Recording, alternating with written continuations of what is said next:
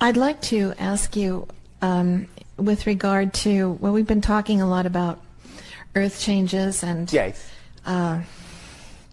The way that our civilization is eventually going to be changing. And I'd like to know if you can comment about the fate of some of the very large cities in this country, especially Los Angeles. The fate? Well, yes. What I have in mind is Yes. a couple of things. You have some fate in mind for them? No, I don't think it's my idea, but Really? Are you sure? You're the one saying it. well, okay, yes, okay, there Are is you something. catching my drift? Well, let me just try to clarify this a little bit. Oh, all right, I'll let you. The I Am America, I believe it's the I Am America maps, Yes. which probably a lot of people are familiar with, show this area eventually, and I'm not sure of the time frame they have in mind, but show this area as a series of islands. Yes, I at know. some time, I know what you are referring to. And What reality are you going to choose to vibrate to? well, that's another issue. No, it's not. That was my earlier point. You bringing this up means you are resonating to an idea here, and I am calling your attention to the fact that you're resonating to an idea here you may actually prefer not to resonate to, so that you don't attract yourself to a reality experience you don't prefer. Well, What version of Earth do you wish to resonate to? all right, well, getting back to actually what is the more important part of this, which it does have to do with my perception. Yes. I've had a lot of mystical experiences, you might say, and in one of them, when I'm shown pictures of Yes. wonderful pictures of Yes. what our civilization can look like, Yes. which is really, really beautiful, abundant, balanced, and all of that. And? In that picture, Yes. when I have kind of asked, well, it's not a picture that includes cities such as ours where there is very little greenery, there is no ability to Yes. self-sustain, really, Yes, yes. and so forth. It's just, they're kind of like either not there, or there seems to be a suggestion that they still do exist, but that there is a different type of society inhabiting those cities where they're still kind of buying into that pattern and not Yes. having a very happy time of it. Yes. And I've been puzzled about this. Is it that they don't exist anymore, or that we've had this sort of separation where we can be drawn into a reality that Your we find? confusion is because you're actually looking at a transitional reality. In other words, the idea of a reality transitioning from one to another is itself a reality. And you are standing squarely in between two ideas and experiencing that reality of transition itself, and that's where the confusion is coming from. Eventually, we perceive that your reality on Earth will be somewhat closer to our reality on my world, where it is mostly green, and there are not large built-up cities. Not because they have been destroyed, but because in that sense, they have been deconstructed. Yes, that's what I would say. That was the suggestion, that they had been deconstructed. Yes. And this eventually will occur, not in your present lifetime. The idea of the scenario that you are picking up, to get to that point on Earth, you are looking at about 2,000 years down the road. Wow. Do you follow? Yeah, I was hoping it was sooner, but The beginnings of it are right now, but the final vision of that idea is about 2,000 of your years down the road. Do you follow that? Yeah. Thank you, because I have wondered about the time frame of what I was shown. Yes. Now, the other thing to understand is that about 1,000 years down the road, humans will be making a decision.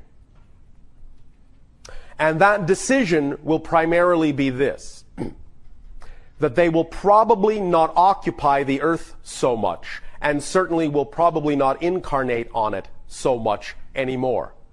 They will allow another race to begin to occupy what is going on the earth and let them decide what kind of habitations they require.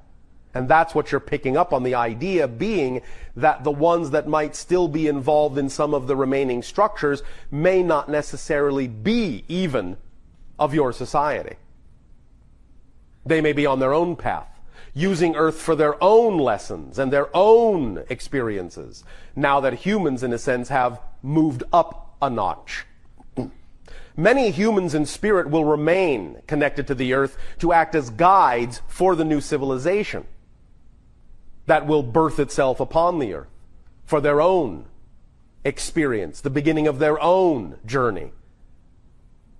You follow? Yes, but this very balanced, green, and abundant society where there's communication between species and, yes. and all of this, is this... This will begin shortly. But is it Earth or is it another version of Earth? Well, what's the difference? Well, in other You're words... in another version of Earth right now. Okay, You're in another version of Earth right now. You're in another version of Earth right now. You're in another version of Earth right now. You're in another version of Earth right now. Okay. So, of course, it's another version of Earth.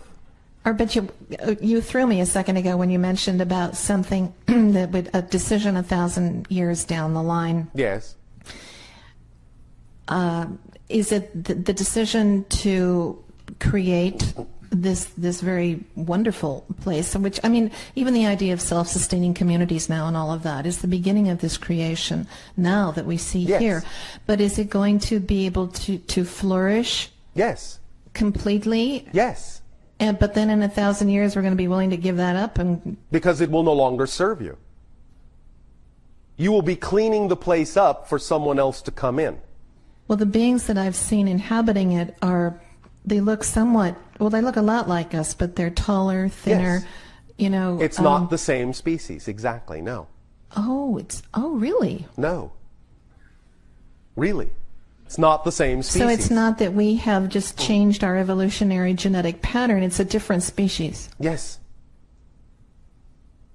And some of them are us and others are not, or what? Well, in a sense, yes, of course, because some of you may decide that incarnationally you wish to partake of their journey, and so you will become them. But some of you will not.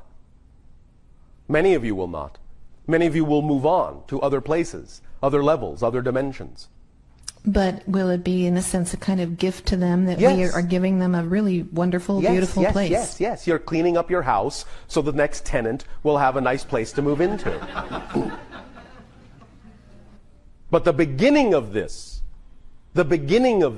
will occur in your lifetime, in the sense that as we read the energy now, somewhere between your year of 2025 and 2033, there will begin open contact between humans on Earth and what you call us, extraterrestrials. And it will be the beginning of a relationship where Earth begins to join in what is called the Interstellar Alliance.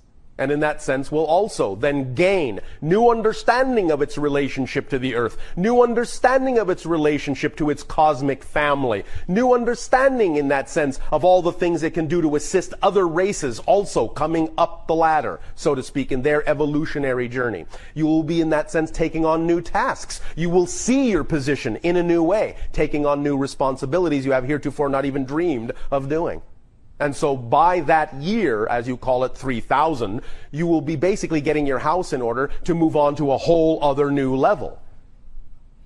And therefore, another 1,000 years after that, what you are seeing as the idea of the deconstructed Earth will really be the first 1,000 years of the new society that is going to, in that sense, use Earth as its starting point for another journey.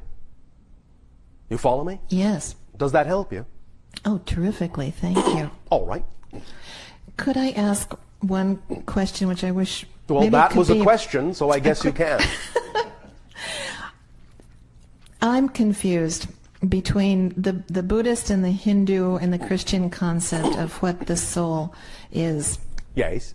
The Hindus believe that as we evolve, we never lose that we are all a part of God with its own innate individual existence that we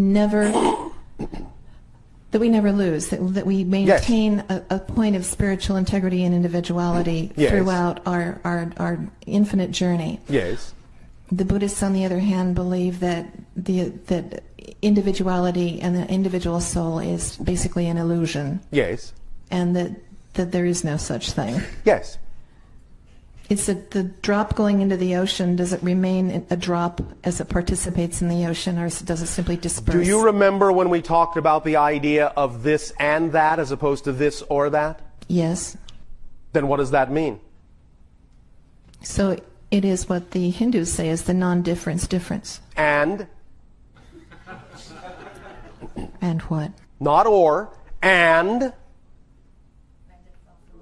it's also what the Buddhists say, and it's also what the Christians say, and it's also what the Jews say, and it's also what the Muslims say, and it's all true depending upon the level from which you are perceiving it.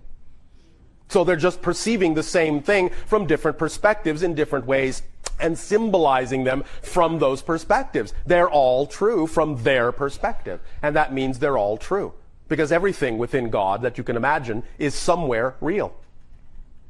Is there anything that's any more real than what's real? Any ultimate reality to this question? No.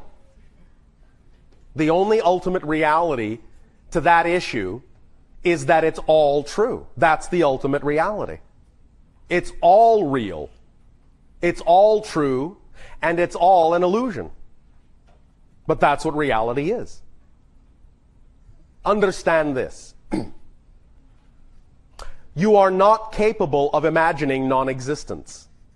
Go ahead, give it a shot. Did you do it? No. Why not? Well, as you say, you can't. Because you can't experience non-existence, can you? No. Therefore, anything you actually can imagine exists in some level of existence, is real somewhere, somewhen, somehow within existence. Otherwise, you couldn't imagine it. So that which you can imagine is real. It just depends on the perspective in existence from which you are looking. But it's no less real and no more real than any other perspective. That's what existence is, perspectives.